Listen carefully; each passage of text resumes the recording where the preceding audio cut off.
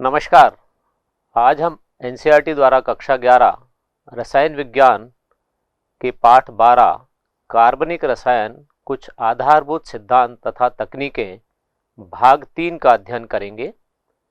इसमें हम समावयवता और रासायनिक अभिक्रियाओं की क्रियाविधि से संबंधित सिद्धांतों का अध्ययन करेंगे। दो या दो से अधिक यौगिक जिनके अणुसूत्र समान होते हैं किंतु गुण भिन्न होते हैं समावयव कहलाते हैं और इस घटना को समावयवता यानी आइसोमेरिज्म कहते हैं। जैसे C2H6O, इस अणुसूत्र के दो समावयव संभव हैं, CH3CH2OH जो अल्कोहल है और CH3OCH3 जो ईथर है। ये समावयवता के विभिन्न प्रकार हैं। समावयवता को दो भागों में बांटा गया है, संरचनात्मक समावयवता और त्रिविम समावयवता। संरचनात्मक समावयवता को चार भागों में वर्गीकृत किया गया है, श्रृंखला समावयवता, स्थिति समावयवता, क्रियात्मक समूह समावयवता और मध्यावयवता। त्रिविम समावयवता को भी दो भागों में बांटा गया है, ज्यामितीय समावयवता और प्रकाशीय समावयवता।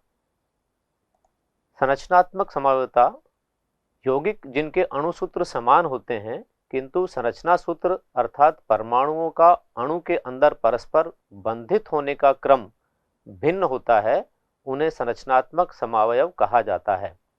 समान अणुसूत्र एवं भिन्न कार्बन ढांचे वाले दो या दो से अधिक यौगिक श्रृंखला समावयव बनाते हैं। इस परिघटना को श्रृंखला समावयवता कहते हैं। C5H12 पेंटेन के तीन श्रृंखला समावयव आप देख रहे हैं।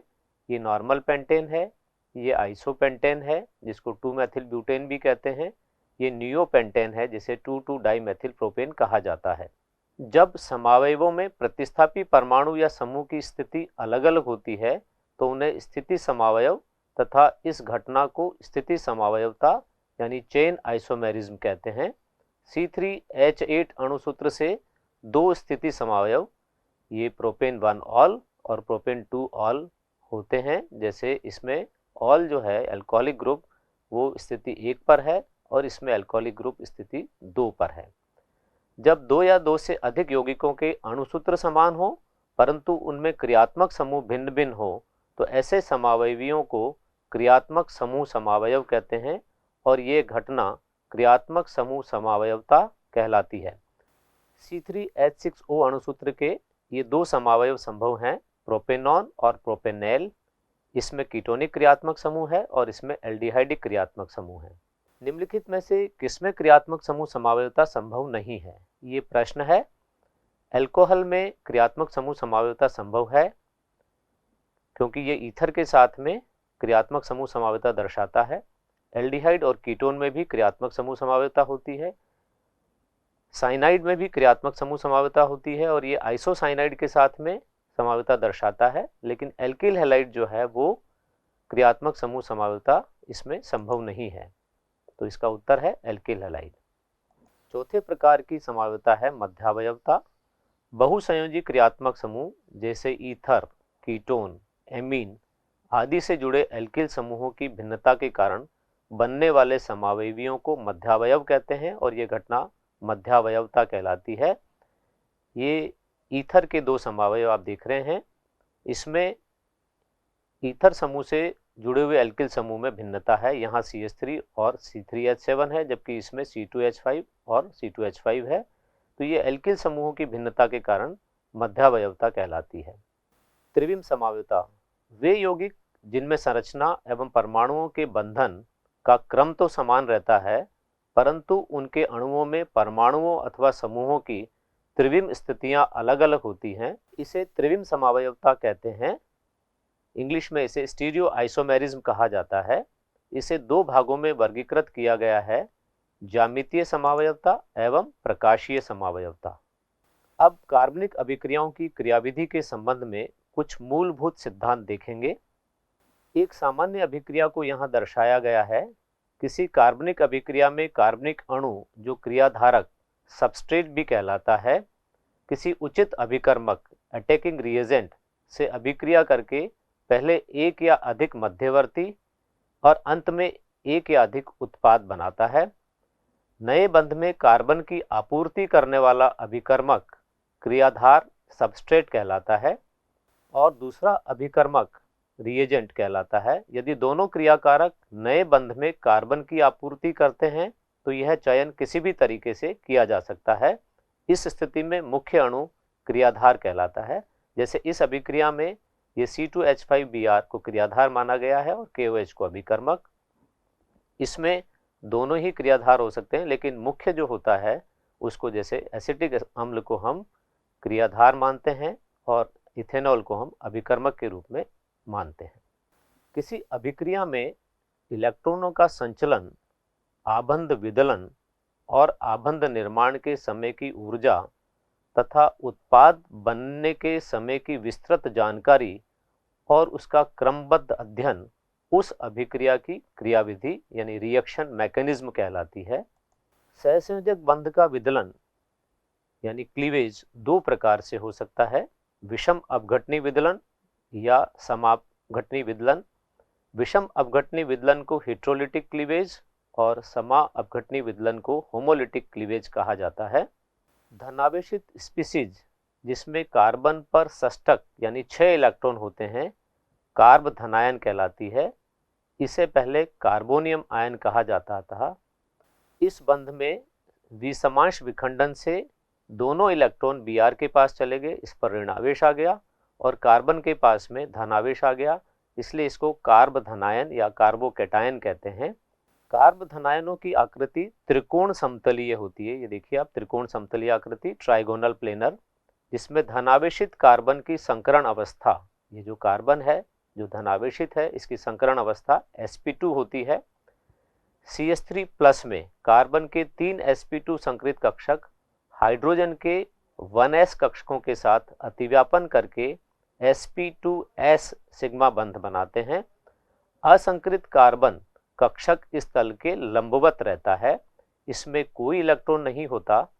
धनावेशित कार्बन के साथ बंधित कार्बन परमाणुओं की संख्या के आधार पर कार्ब धनायनों को प्राथमिक, द्वितीयक और तृतीयक में वर्गीकृत किया जाता है। कार्ब धनायन अत्यधिक अस्थायी तथा क्रियाशील स्पीसीज हैं।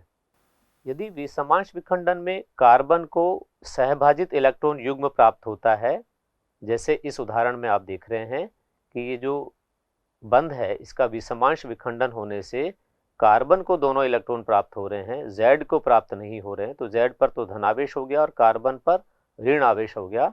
तो इस प्रकार से आप देख रहे हैं कि इसमें मेथिल कार्बेनायन बन रहा है जिसमें कार्बन पर ऋणावेश है, तो इसे कार्बेनायन कहा जाता है। और ऋणावेशित कार्बन sp3 संकरित होता है और इसकी आकृति विकृत चतुष्फलकीय होती है। समांश विखंडन की बात करते हैं। समांश विखंडन में इलेक्ट्रॉन युग्म के स्थान पर एक ही इलेक्ट्रॉन का संचलन होता है और एक इलेक्ट्रॉन के संचलन को अर्धशीर्ष तीर फिश हुक द्वारा दर्शाते हैं। इस विदलन के फलस्वरूप उदासीन स्पीशीज परमाणु या समूह बनती हैं जिन्हें मुक्त मूलक फ्री रेडिकल्स कहते हैं। कार्ब धनायन एवं कार्ब ऋणायन की भांति मुक्त मूलक भी अति क्रियाशील होते हैं। जैसे यहाँ इस बंध का समांश विखंडन होने से एल्किल मुक्त मूलक जिस पर एक इलेक्ट्रॉन आप देख रहे हैं और X मुक्त मूलक बन रहा है, और ये मुक्त मूलक भी प्राथमिक, द्वितीयक और तृतीयक हो सकते हैं और इनका स्थायित्व प्राथमिक मूलक की अपेक्षा द्वितीयक मूलक ज्यादा स्थायी होता है और द्वितीयक की अपेक्षा तृतीयक मूलक अधिक स्थायी होता है। निम्न अणुओं में सहसंयोजी बंध के विषमांश विखंडन से सक्रिय मध्यवर्ती का निर्माण वक्र तीर की सहायता से प्रदर्शित कीजिए। ये प्रश्न है। इनमें सहसंयोजी बंध दिखाया गया है, इसके विषमांश विखंडन से सक्रिय मध्यवर्ती का निर्माण आपको वक्र तीर की सहायता से दर्शाना है। तो इसमें विद्युत ऋणी जो परमाणु होगा उसकी तरफ इलेक्ट्रॉन्स विस्थापित होंगे। जैसे इसमें इस बंध के इलेक्ट्रॉन सल्फर की तरफ चले जाएंगे तो विषमांश विखंडन से CH3+ और S पर ऋणावेश आ जाएगा। इस बंध के विषमांश विखंडन से दोनों इलेक्ट्रॉन्स Cn पर चले गए तो Cn पर ऋणावेश और CH3 पर धनावेश आ गया है। इस बंध के विषमांश विखंडन से दोनों इलेक्ट्रॉन CH3 के पास चले जाते हैं तो ये कार्बेनायन बनता है और कॉपर के पास में धन आवेश आ जाता है। सहसंयोजक बंध का विखंडन दो प्रकार से हो सकता है। समांश विखंडन और विसमांश विखंडन। यहाँ पर CH3Br के विसमांश विखंडन को दर्शाने का सही तरीका कौन सा है, ये पूछा गया है। यहाँ देखिए आप, ये तीर के निशान से दर्शाया गया, क्या ये सही है?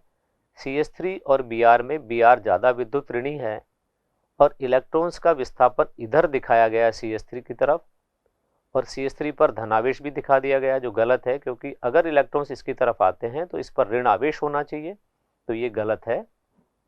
इस उदाहरण में देखिए, CH3Br में दोनों इलेक्ट्रॉन्स विसमांश विखंडन के बाद में Br की तरफ दर्शाए गए हैं तीर के द्वारा, तो Br पर ऋणावेश आया है और CH3 पर धनावेश आया है। ये दोनों ही बातें सही है कि विस्थापन भी Br की तरफ होगा इलेक्ट्रॉन्स का, और आवेश भी Br पर ही माइनस दिखाया गया है। तीसरे में देखिए आप कि इसमें तीर का निशान Br की तरफ है, इलेक्ट्रॉन्स का विस्थापन दिखा रहा है, लेकिन आवेश CH3 पर माइनस दिखाया गया है और Br पर धन आवेश दिखाया गया है, जो गलत है। इसी प्रकार इसमें तीर तो पूरे बना दिए गए हैं दोनों तरफ, लेकिन इलेक्ट्रॉन का एक एक इलेक्ट्रॉन्स का यानी समांश विखंडन दर्शाया गया है, तो मुक्त मूलक बन रहे हैं, जो विसमांश विखंडन को नहीं दर्शाता है, इसलिए इसका उत्तर होगा सेकंड। इस प्रश्न में इलेक्ट्रॉन स्नेही यानी इलेक्ट्रॉन चाहने वाली स्पीशीज होती है, निम्नलिखित में से कौन से समूह में केवल इलेक्ट्रॉन स्नेही है? आपसे पूछा गया है कि इन 4 उत्तरों में से कोई उत्तर बताइए जिनमें सारे ही इलेक्ट्रॉन स्नेही हैं।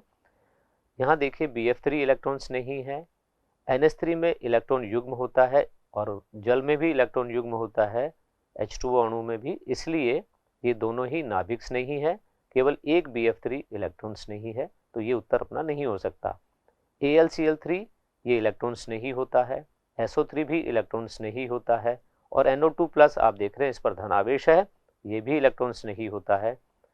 तो इसमें ये तीनों ही इलेक्ट्रॉन स्नेही है, तो एक उत्तर अपना ये है। दूसरा NO2+, इस पे भी धनावेश है, CH3+ पर भी धनावेश है और CH3CO+ पर भी धनावेश है। ये तीनों ही धनावेश आप देख करके कह सकते हैं कि इलेक्ट्रॉन स्नेही है, इसलिए ये भी इसका उत्तर होगा। लेकिन चौथे में देखिए, इसमें ऋणावेश है, तो ये नाभिक स्नेही है, ये मुक्त मूलक है और ये इलेक्ट्रॉन स्नेही है, तो हमारा उत्तर होगा सेकंड और थर्ड। इस प्रश्न में पूछा गया है कि कारण स्पष्ट करते हुए बताइए इनको नाभिक स्नेही और इलेक्ट्रॉन स्नेही इनमें कौन कौन से हैं। जैसे HS-, जहाँ ऋणावेश है वो आप कह सकते हैं कि वो नाभिक स्नेही है, तो जहाँ जहाँ ऋणावेश है वो आप निकाल लेते हैं। पहले HS-, C2H5O-, और तीसरा ये CH3N, इस पर भी इलेक्ट्रॉन युग्म है, इसलिए ये नाभिक स्नेही है, और ये H2N, इस पर भी ऋणावेश है, इलेक्ट्रॉन युग्म है, इसलिए ये भी नाभिक स्नेही है। जिन पर धनावेश होते हैं वो इलेक्ट्रॉन स्नेही होते हैं, जैसे NO2+, CH3CO+, Cl+, और उदासीन में आप ये देख रहे हैं BF3 बोरोन ट्राइफ्लोराइड, जो इलेक्ट्रॉन स्नेही होता है। तो इस प्रकार आप वर्गीकृत कर सकते हैं। कार्बनिक अभिक्रियाओं में इलेक्ट्रॉनों का संचलन मूवमेंट मुड़े हुए तीरों यानी कर्व्ड एरो द्वारा दर्शाया जाता है।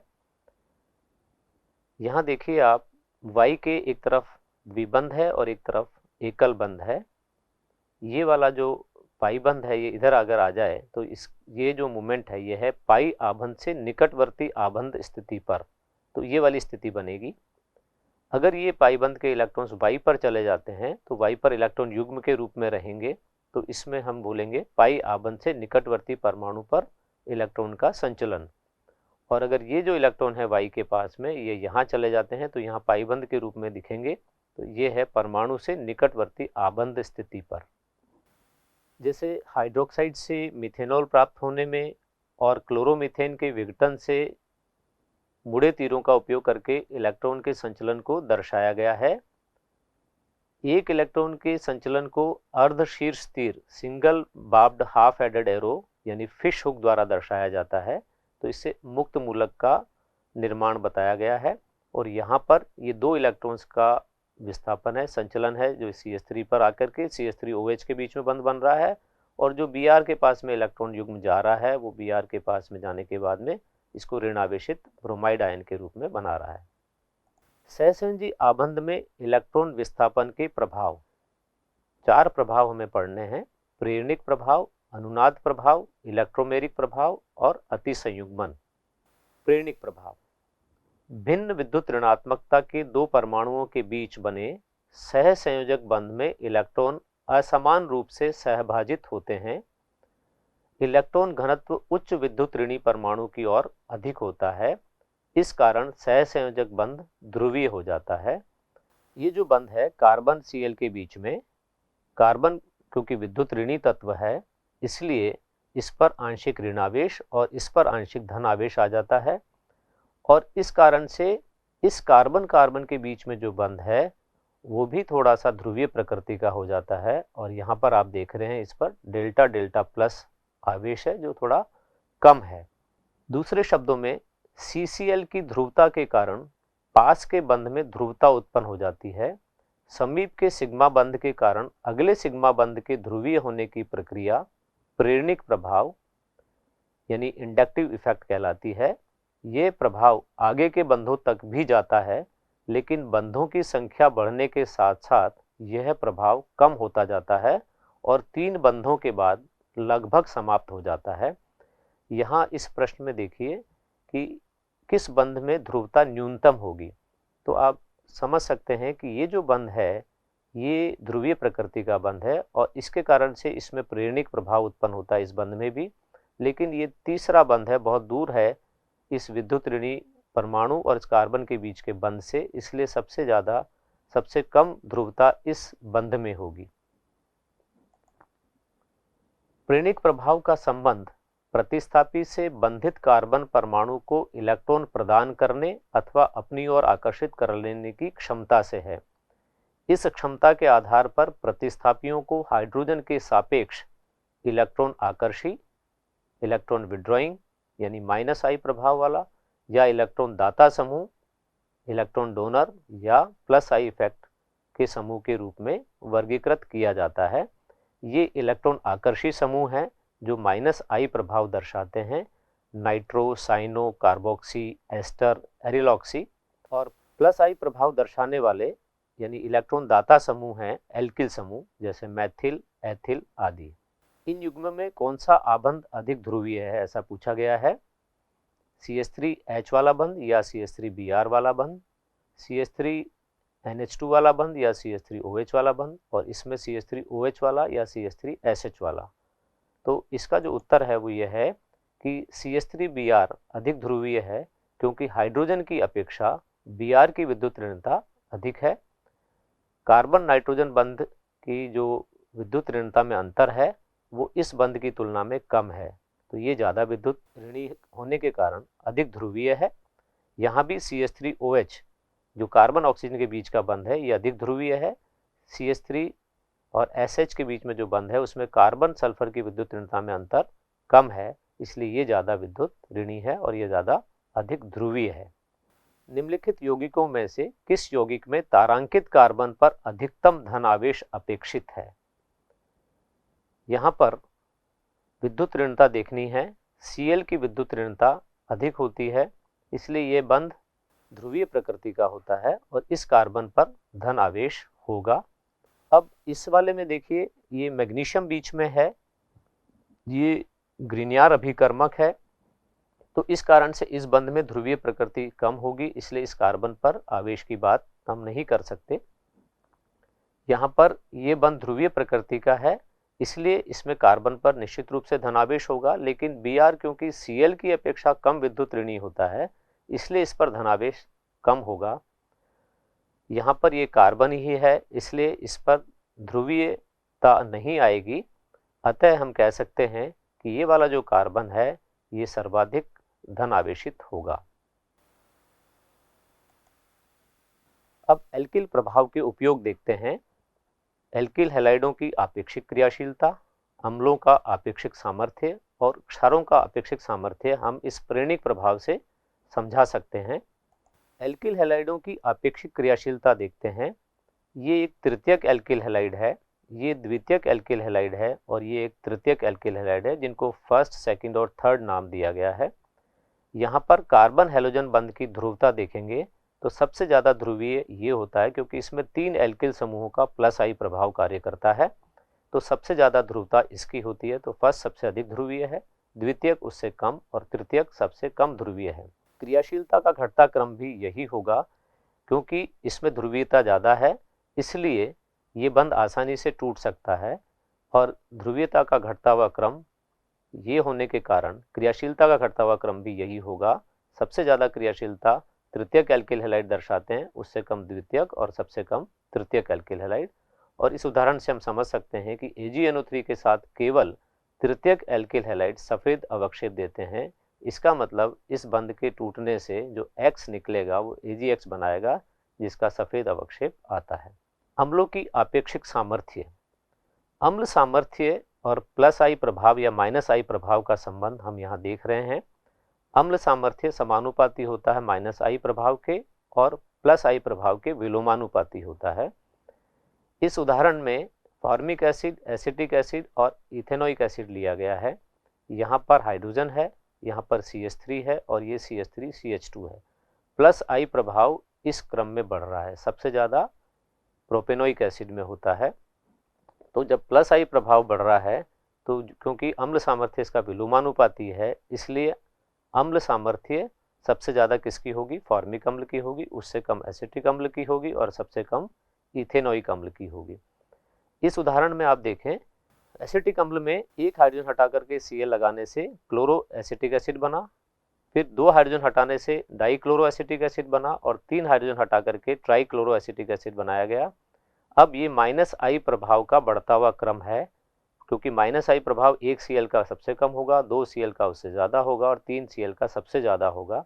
और जब माइनस आई प्रभाव ज़्यादा होता है तो अम्ल सामर्थ्य भी अधिक होता है, इसलिए एसिटिक अम्ल इस श्रृंखला में सबसे कम अम्लीय होगा और सर्वाधिक अम्लीय होगा ट्राइक्लोरो एसिटिक अम्ल।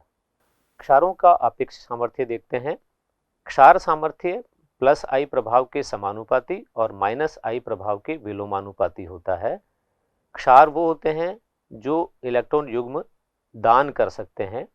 अमोनिया जो होता है उसमें नाइट्रोजन के पास में एक इलेक्ट्रॉन युग्म है और इसको ये दान कर सकता है, डोनेट कर सकता है, इसलिए ये क्षारीय प्रवृत्ति का होता है। जब इस पर एक R लगा देते हैं तो ये एल्किल अमीन बनता है RnH2। तो इसमें इसकी दान करने की प्रवृत्ति, इलेक्ट्रॉन युग्म प्रदान करने की प्रवृत्ति बढ़ जाती है, क्योंकि R का यहाँ पर कौन सा प्रभाव है? प्लस आई प्रभाव। तो क्षार सामर्थ्य प्लस आई प्रभाव के समानुपाती है। C6H5NH2 यानी बेंजीन वलय है एमीन ग्रुप से जुड़ी हुई, तो नाइट्रोजन पर जो इलेक्ट्रॉन युग्म है उसकी उपलब्धता कम हो जाती है, इसलिए कम क्षारीय होता है, क्योंकि ये बेंजीन वलय में अनुनाद में भाग लेता है, तो इसलिए ये कम क्षारीय होता है। किसकी तुलना में? अमोनिया की तुलना में। इस उदाहरण में देखिए कि अमोनिया जो है वो क्षारीय है, लेकिन उससे ज़्यादा क्षारीय एल्किल अमीन है और उससे ज़्यादा क्षारीय डाई एल्किल अमीन है, क्योंकि यहाँ पर प्लस आई प्रभाव एक एल्किल समूह का कार्य कर रहा है और यहाँ 2 एल्किल समूहों का कार्य कर रहा है, इसलिए क्षार सामर्थ्य भी इसी क्रम में बढ़ जाती है। तो सर्वाधिक क्षारीय डाई एल्किल अमीन होता है, उससे कम मोनो एल्किल अमीन होता है और सबसे कम अमोनिया क्षारीय होता है। अनुनादी संरचनाएं। अनेक कार्बनिक यौगिक हैं जिनका व्यवहार केवल एक लुईस संरचना के द्वारा नहीं समझाया जा सकता है।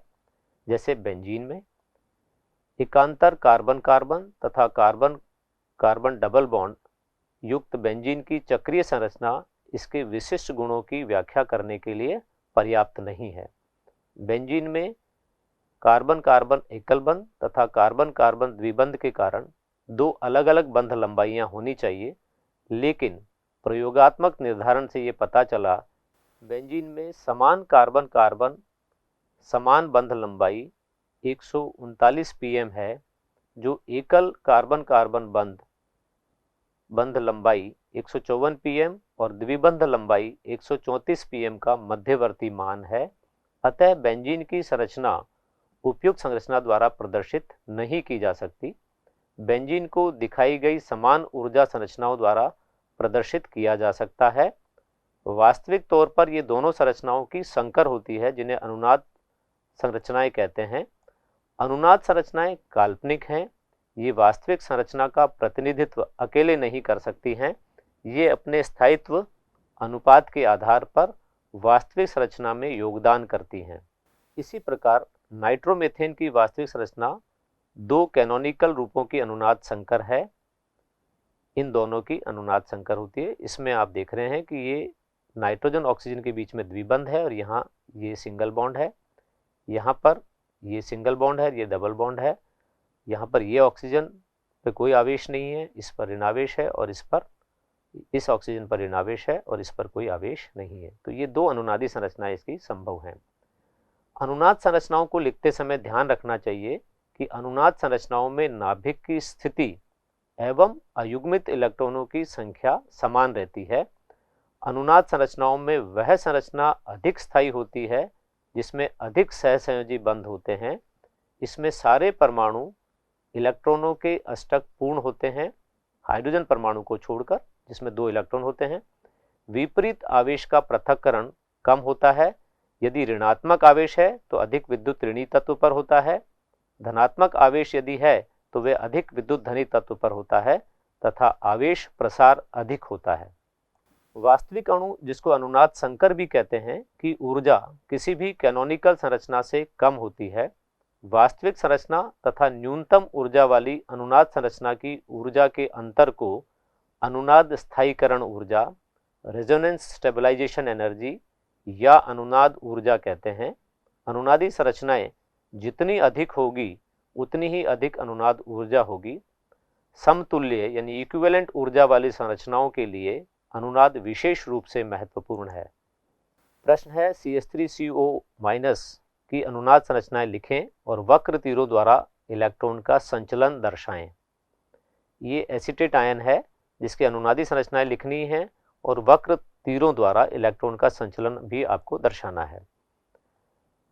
इस प्रकार से एक कार्बन ऑक्सीजन के बीच में द्विबंध है और इस ऑक्सीजन के पास में 2 इलेक्ट्रॉन पेयर हैं, इलेक्ट्रॉन युग्म हैं।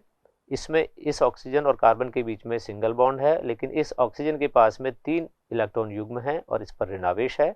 इसकी जो अनुनादी संरचना है वो किस प्रकार से बनेगी कि ये एक इलेक्ट्रॉन युग्म यहाँ कार्बन ऑक्सीजन के बीच में आके द्विबंध के रूप में आ जाएगा और ऑक्सीजन के पास में 2 इलेक्ट्रॉन युग्म रहेंगे। ये जो पाई बंध है इसके इलेक्ट्रॉन इस ऑक्सीजन के पास में चले जाएंगे तो यहाँ पर 3 इलेक्ट्रॉन युग्म हो जाएंगे और ये ऑक्सीजन ऋणावेशित हो जाएगा। तो इस प्रकार से ये 2 इलेक्ट्रॉनिक अनुनादी संरचनाएं इसकी बना सकते हैं और इलेक्ट्रॉन्स का जो संचलन है वो इस प्रकार से वक्र तीरों द्वारा आप दर्शा सकते हैं। CH3 CH2 CHO की अनुनादी संरचनाएं लिखिए तथा विभिन्न अनुनादी संरचनाओं का आपेक्षिक स्थायित्व समझाइए। इसमें 3 संरचनाएं संभव हैं, फर्स्ट, सेकंड और थर्ड। यहाँ पर आप देख रहे हैं इस संरचना में कोई आवेश नहीं है। इसमें इस कार्बन पर धनावेश है और इस पर ऑक्सीजन पर ऋणावेश है। इसमें कार्बन पर ऋणावेश है और ऑक्सीजन पर धनावेश है। अब इसका जो उत्तर है वो है कि स्थायित्व जो होता है सबसे ज़्यादा फर्स्ट का है, सेकंड का उससे कम और थर्ड का सबसे कम है। फर्स्ट सर्वाधिक स्थायी है क्योंकि प्रत्येक कार्बन तथा ऑक्सीजन का अष्टक पूर्ण है तथा कार्बन और ऑक्सीजन पर विपरीत आवेशों का पृथक्करण नहीं है। सेकंड में ऋणावेश अधिक ऋण विद्युतीय परमाणु पर तथा धनावेश अधिक धन विद्युतीय परमाणु पर है। ऑक्सीजन विद्युत ऋणी परमाणु है जिस पर ऋणावेश है और कार्बन विद्युत धनी परमाणु है जिस पर धनावेश है। तीसरा जो है वो सबसे कम स्थायी है क्योंकि धनावेश अधिक विद्युत ऋणी परमाणु पर उपस्थित है, ऑक्सीजन पर धनावेश आ गया है, जबकि अधिक धन विद्युतीय कार्बन पर ऋण आवेश उपस्थित है, इसलिए ये सबसे कम स्थायी है। अनुनाद प्रभाव ये 2 प्रकार का होता है, धनात्मक अनुनाद प्रभाव जिसको +R प्रभाव कहते हैं और ऋणात्मक अनुनाद प्रभाव जिसको -R प्रभाव कहते हैं। 2 पाईबंधों की अन्योन्य क्रिया अथवा पाईबंध एवं समीप के परमाणु पर उपस्थित एकाकी इलेक्ट्रॉन युग्म के बीच अन्योन्य क्रिया के कारण अणु में उत्पन्न ध्रुवता को अनुनाद प्रभाव कहते हैं। यहाँ देखिए ये नाइट्रोजन के पास में एनिलीन में एक इलेक्ट्रॉन युग्म है और ये इस तरीके से समूह से विपरीत दिशा में यानी रिंग की ओर, वलय की ओर जा रहा है, यहाँ द्विबंध के रूप में आ गया है और ये जो वलय का द्विबंध है ये यहाँ पर इलेक्ट्रॉन युग्म के रूप में आ गया है, तो ऋण आवेश आ गया है इसमें वलय में। तो इस प्रकार से ये प्रभाव जो है वो +R प्रभाव है। और नाइट्रो समूह जब जुड़ा होता है तो नाइट्रो समूह इलेक्ट्रॉन विड्रॉइंग यानी इलेक्ट्रॉन आकर्षी समूह होता है, तो ये अपनी तरफ इलेक्ट्रॉन्स को वलय में से खींचता है। तो नाइट्रोजन और वलय के बीच में, इस कार्बन के बीच में द्विबंध आ गया है, तो इस रिंग में इस स्थिति पर धनावेश आ गया और ऑक्सीजन पर यहाँ पर ऋणावेश आप देख रहे हैं। तो ये प्रभाव नाइट्रो समूह का -R प्रभाव है। +R प्रभाव दर्शाने वाले समूह हैं halogen, OH, OR, OCOR, NH2, NHR, NR2, NHCOR, -R प्रभाव दर्शाने वाले समूह कौन से हैं? COH, CHO, CO, CN, NO2 आदि। किसी विवृत श्रृंखला, ओपन चेन अथवा चक्रीय निकाय में एकांतर क्रम में एकल और द्विबंधों की उपस्थिति को संयुग्मित निकाय यानी कॉन्जुगेटेड सिस्टम कहते हैं। ये असामान्य व्यवहार दर्शाते हैं। 1,3-ब्यूटाडाइन, एनिलीन, नाइट्रोबेंजीन इत्यादि इसके उदाहरण हैं। ऐसे निकायों में पाई इलेक्ट्रॉन विस्थापित हो जाते हैं तथा ध्रुवता उत्पन्न होती है। यहाँ पर ये इलेक्ट्रॉन पेयर जो है ये विस्थापित हो गया, डिलोकलाइज्ड, और इस पर आवेश आ गया धनावेश और रिंग में ऋणावेश। ऐसे ही वलय में भी धनावेश है और नाइट्रो समूह के ऑक्सीजन पर ऋणावेश आ गया है। इस प्रकार से ध्रुवता उत्पन्न हो जाती है। इलेक्ट्रोमेरिक प्रभाव, यह एक अस्थायी प्रभाव है। यह केवल क्रिया के समय द्विबंध या त्रिबंध वाले यौगिकों द्वारा दर्शाया जाता है। अभिकर्मक की उपस्थिति में पाईबंध के इलेक्ट्रॉन किसी एक परमाणु की ओर विस्थापित हो जाते हैं। इसे तीर द्वारा दिखाया जाता है। इस प्रकार से दर्शाते हैं। दो प्रकार के इलेक्ट्रोमेरिक प्रभाव होते हैं, +E प्रभाव और -E प्रभाव। +E प्रभाव में इलेक्ट्रॉनों का स्थानांतरण उस कार्बन परमाणु पर होता है जिससे आक्रमणकारी अभिकर्मक बंधित होता है। यहाँ देखिए ये आक्रमणकारी अभिकर्मक H+ इस कार्बन से जुड़ा है और इलेक्ट्रोमेरिक प्रभाव भी इसी कार्बन की तरफ काम कर रहा है, इसलिए इसको +E प्रभाव कहते हैं। इस उदाहरण में आक्रामक अभिकर्मक Cn- इस कार्बन से जुड़ रहा है, लेकिन इलेक्ट्रोमेरिक प्रभाव इस कार्बन की तरफ नहीं है, ऑक्सीजन की तरफ है, इसलिए इसको -I प्रभाव कहते हैं। जब प्रेरणिक तथा इलेक्ट्रोमेरिक प्रभाव एक दूसरे की विपरीत दिशाओं में कार्य करते हैं तब इलेक्ट्रोमेरिक प्रभाव प्रबल होता है। अतिसंयुग्मन, अतिसंयुग्मन एक स्थायी प्रभाव है। इसमें किसी असंतृप्त निकाय के परमाणु से सीधे जुड़े एल्किल समूह के CH बंध या असहभाजित P कक्षक वाले परमाणु के सिग्मा इलेक्ट्रॉनों का विस्थानीकरण हो जाता है। धनावेशित कार्बन पर एक रिक्त P कक्षक है। मैथिल समूह का एक CH बंध रिक्त P कक्षक के तल के एलाइन यानी पैरेलल हो जाता है, जिसके कारण CH बंध के इलेक्ट्रॉन रिक्त P कक्षक में विस्थानीकृत हो जाते हैं। इस प्रकार के अतिव्यापन से कार्ब धनायन का स्थायित्व बढ़ जाता है, क्योंकि निकटवर्ती सिग्मा बंध धनावेश के विस्थानीकरण में सहायता करता है।